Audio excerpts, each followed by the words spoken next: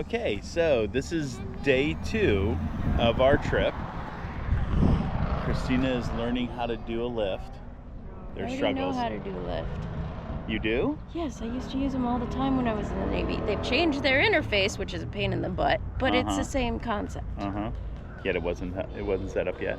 It wasn't set up yet intentionally because I always go to the place where I'm going to meet them at and then call them. Some people just aren't morning persons. David, stop. Hey! Don't be salty. It's okay. This is Jess. She's a little salty today. And then the Nova girl. You mean morning? True, morning. So struggles already are afoot. The black water, we're trying to dump it, but the light for the 1/3 fill seems to want to stay on, even though it doesn't seem like there's anything coming out of the tank. So I don't know what that means. I don't know how to fix it. You know, I've never rented an RV before. Hell, I've never had an RV before, so we're kind of messed up there. And then James, the guy who runs the park, was nice enough to loan us a tube, you know, a drain tube. Well, his tube has a hole in it, so when I went to drain, well, now there's a little bit of a mess around the RV. And to make matters worse, yeah, I forgot to bring shoes, so I'm stuck with sandals. Not pleasant. So, and on the learning curve side, when you're going RVing, always bring a pair of gloves dedicated and specifically for dealing with the sewage dump. Okay, rubber gloves. You know, we're gonna swing by Walmart, pick me up a pair, so we'll see how that plays out. But anyway, that's kind of where we are right now. All right, so we're officially at the Kennedy Space Center. This is the visitor center.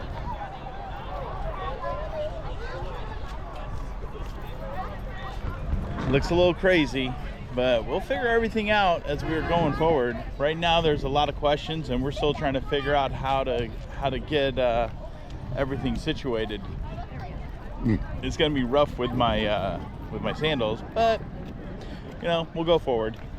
All right, thank you. All right, so we just got through Will Call. That's where the nice people over here at the Cape are taking care of us, and we're about to pass through security and go into the visitor attraction center itself. Lot and lots of lessons. So anyway, we'll keep checking in throughout the day. In space. We have never tried working in space. In fact, so we are getting inside a Gemini capsule. In space. Come on, go A on. number of scientists and doctors fear humans to be like birds. Oh, you're gonna make me step over you, huh? They'll tilt their head badly around and up will fall. Without eating a tube of applesauce and orange. Man just does not look entertained. And now pave our way for us to go to the moon. So we like to look at it this way. Okay. A tube of applesauce changes everything. All right, so David is checking out a Mercury Start spinning out of capsule. control. Go ahead and climb in. The commander on board realizes something is wrong. He detaches from No, you gotta sit there. You gotta lay down there, put your feet up there. Make them spin past. You gotta lay down there, put your feet up there, and then here's all your controls. While you spin, No, one revolution because David's not gonna be an astronaut. different axes. So we're getting ready to do the bus tour, but everybody's got to rotate in and out of the bathroom first before we head there. So that's the delay right now. All right, so we are getting ready to take the bus tour, and this is the large complex. It's kind of cool. You can't sit down. You know.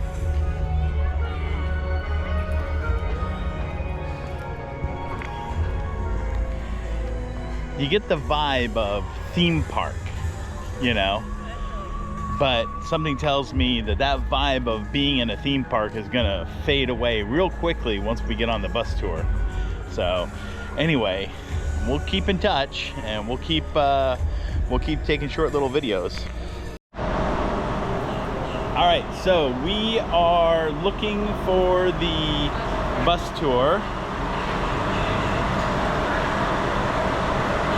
I think they're waiting for us. Oh, this way. Hello, sir. Heading to the bus. To the bus. Heading to the bus. Despite the lady's best efforts, our first bus was one seat too short. It's okay, no problem, because it's me and David, Christina, Jess, and Nova. We are on the second bus, and we're going to have an amazing time. We got a great bus driver. I can feel it. So, but they got a good operation going. You know, so you get ready to get on the bus. They take a picture, well, 2 pictures, and then we go from there. It's pretty cool. Too bad we can't use these seats here. That would be boss if we could, but it is what it is. Still, no problem. We will keep videoing as we go.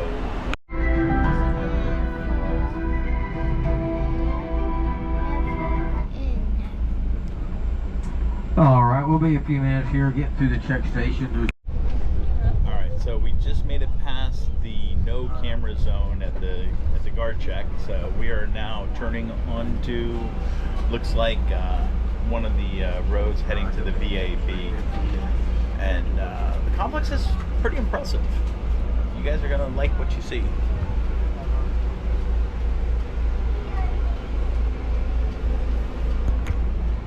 Just not yet. We're getting there. Be patient. So one of the most important things to remember is that this is a working facility. So, I mean, it's definitely not a theme park. They didn't build all this stuff up there. They haven't seen it there. You are now approaching the Vehicle Assembly Building, or as NASA calls it, the VAB. It is one of the largest buildings in the world by volume, and is the place where NASA completes It is definitely not a hotel. its rockets before launch. The sheer scale of this building is hard to grasp, even when you're right Fun next fact, to it. I actually did fire alarm work in this back as an apprentice. It is a big building. Or a really big bridge. Well, I feel about as small as an ant right now. I'm standing inside the Vehicle Assembly Building trying to grasp It is how large literally it really is that in big. here. I mean, this It building has is 4 bays. Each bay has 2 large horizontal doors below it and 7 smaller vertically opening doors above it, tall enough to fit the world's largest rocket crew. In fact, these are the largest doors in the world. Construction of the VAB required 65,000 cubic yards of concrete, 45,000 steel beams, 1 million steel bolts, amounting to almost 100,000 tons of steel. Notice the flag painted on the outside of the VAB? It's the size of a 21-story building. The blue section alone is the size of an NBA basketball court. Each star is 6 feet across, and each red and white stripe is wide enough for this bus to drive down. And the entire VAB? It's so huge that the Roman Colosseum would fit on the roof with room to spare for a parking lot. By volume, the VAB can fit 3.5 Empire State Buildings, and it would take 250 billion ping pong balls to fill it. It was built in the 1960s for the Apollo program. Every Saturn V rocket that sent humans to the moon was assembled right here. Every space shuttle mission also assembled within these same walls. After the space shuttle program, a major renovation to the inside of this building began to accommodate NASA's next generation of rockets, the Space Launch System, or SLS. Lockheed Martin has developed a capsule called Orion that will sit atop the SLS rocket. This capsule is designed to facilitate human exploration of the moon, and eventually Mars.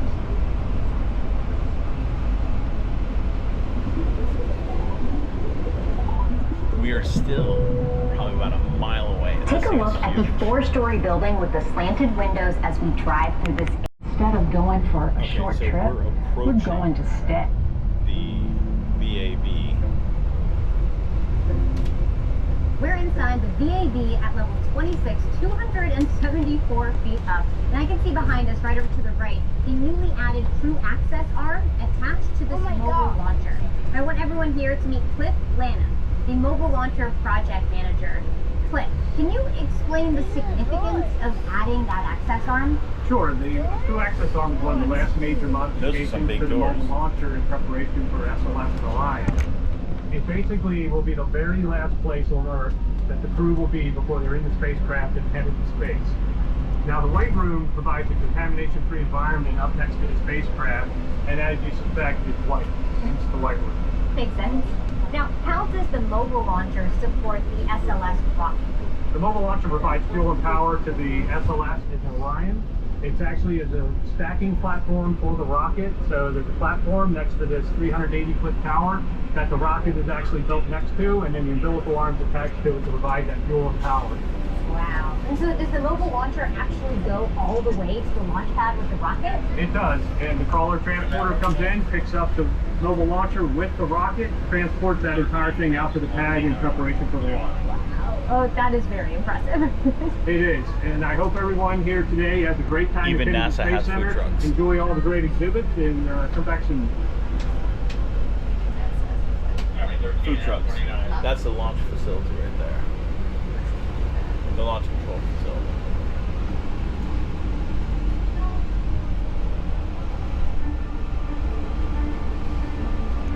Is that thing not crazy? NASA is known for on top of the mobile launcher, and then we'll come back. The VAB will slide underneath it again. We'll pick it up. We'll take it out to the pad. The trip of about 4.2 miles. It will take us about 7 hours to get there. But during the trip to the launch pad, we'll roll over a specially prepared crawler weight that consists of anywhere from 8 to 12 inches of special rock. Below that is limestone that's about 4 feet thick and compressed to hold the weight of the crawler. And the Right there. There's the crawler. And then below that is some hydraulically compacted sand that can support all the weight. And then once we're there, we'll drop it all off. And a few days later, there'll be a launch. We'll come back, we'll pick the mobile launcher up, and we'll bring it back to the VAB to start the process all over again. with 50 years and some 3,000. Okay, so this is a replica of the Apollo 8 launch facility.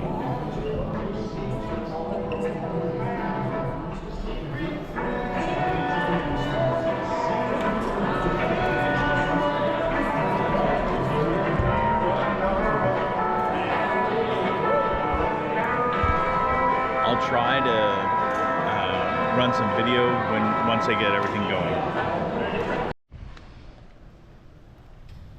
This is the firing room, launch control for the Apollo missions. This is not a mock-up. These are the very consoles we sat at when men first took off to fly to the moon. The tragedy of Apollo 1 had put us a year and a half behind.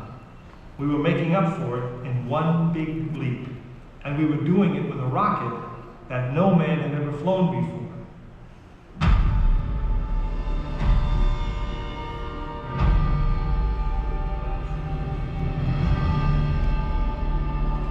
It was a few days before Christmas 1968 when Apollo 8 sat on the pad.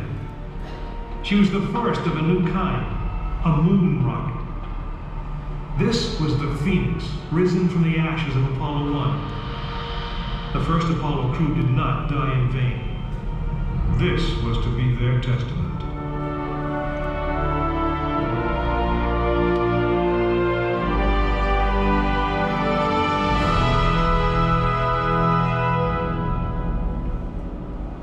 "36 stories high, she had been fully fueled throughout the night. The liquid oxygen in her tanks caused ice to form on the outside of the craft. The extreme temperature differences between the air and the sub-zero fuel caused the metal skin of the rocket to expand and contract. Everyone who was on the pad agreed. It was as though the rocket was alive, breathing, straining at the leash. Earlier in the morning, astronauts Frank Borman, Jim Lovell, and Bill Anders have made their final preparations before taking that long ride out to the waiting spacecraft. The minimum safe distance from a Saturn V at liftoff was 3 miles. The reason was simple. When fully fueled, the rocket contained the explosive power of an atomic bomb. As the clock counted down, the astronauts and all of us in launch control went through the pre-flight checks, our hands on the controls of the most powerful, most complex machine ever built. It had over 2 million separate systems, and to bring these men back alive, everything had to work perfectly. Each individual system had been tested, but what we didn't know was how they would perform when all 2 million began to work together. That moment would come when the countdown clock reached 0.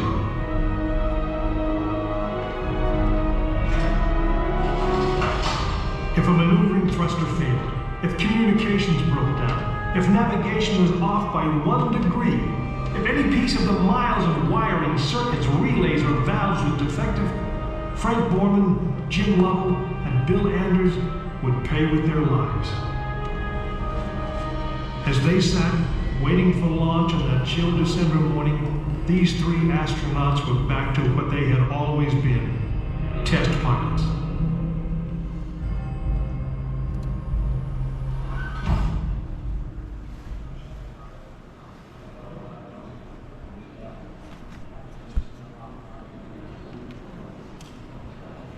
You are now in the final minutes before the launch of Apollo 8, right here where it actually happened.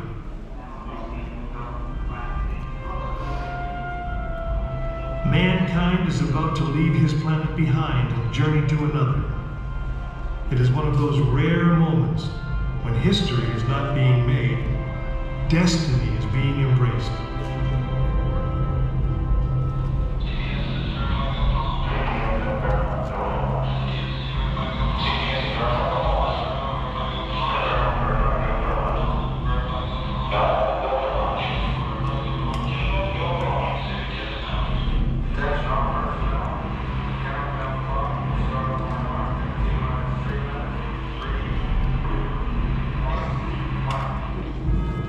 This is launch control, T-minus 3 minutes and counting.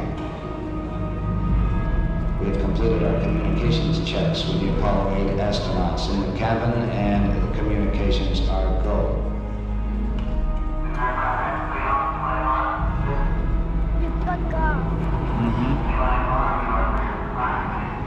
During this period, once we do get the firing command, the various tanks within the 3 stages of the Saturn V launch vehicle begin to pressurize. We have firing command. The firing command is in. We are now on the automatic sequence. T-minus 2 minutes, 20 seconds, and counting.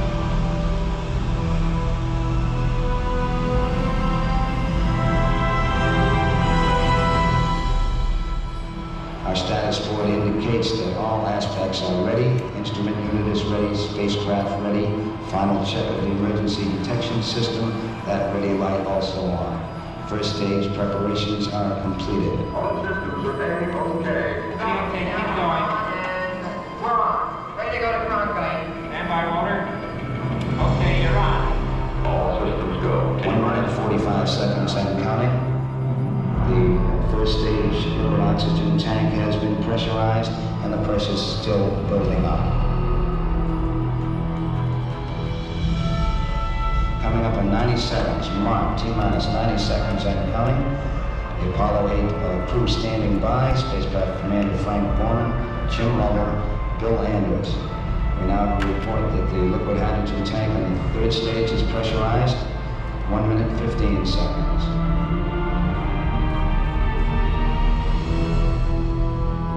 All 3rd stage propellants pressurized at this time as we come up on the 60-second mark on a flight to the moon. T-minus 60 seconds and counting. The vehicle now is completely pressurized. We're coming up on a power transfer shortly.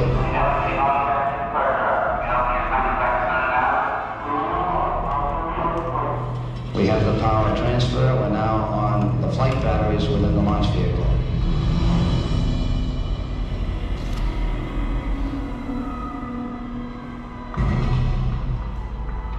Final reports coming from Frank Borman at this time. Final look at the switch list aboard the spacecraft. 20 seconds, all aspects, we are still go at this time. T-minus 15, 14, 13, 12, 11, 10, 9. The ignition sequence start. The engines are armed. 4, 3,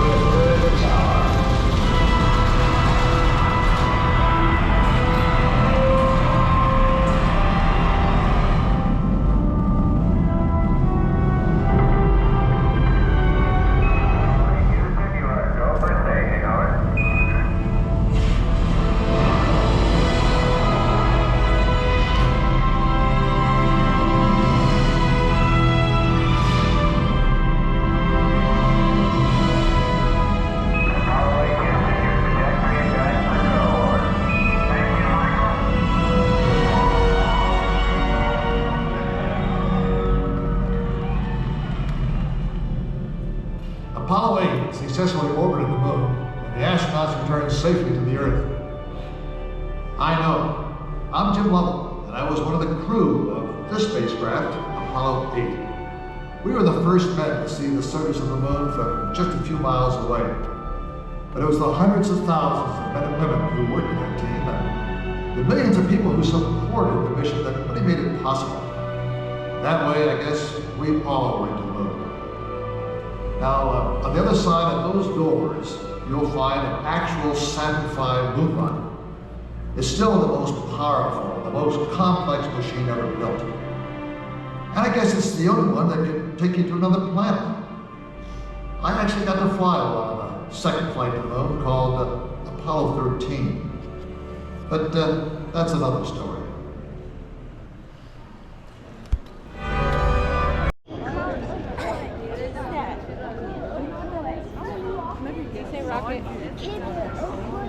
That is huge. Hand.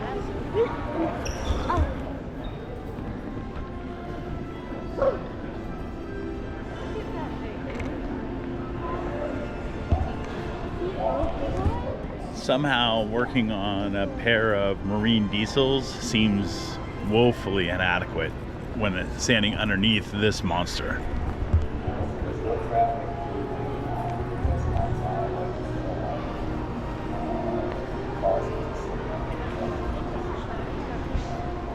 So what did you think of the launch? That was cool. That was really cool. All right, so we just had lunch at the Moon Rock Cafe. There is something to be said about having lunch in the presence of this beast. No, we're going that way. Which way you want to go? Which way you want to go, David? All right, lead the way. So our tickets included a $20 voucher, which was pretty cool. The only hiccup is you got to use the voucher for individual purchases. So we had 4 adults, 1 child. That means 5 separate processes. Some of them were a few cents over. Some of them were a few cents under. It was complicated. It wasn't terrible, just complicated. Anyway, that's just a low part. The rest of this has been absolutely amazing.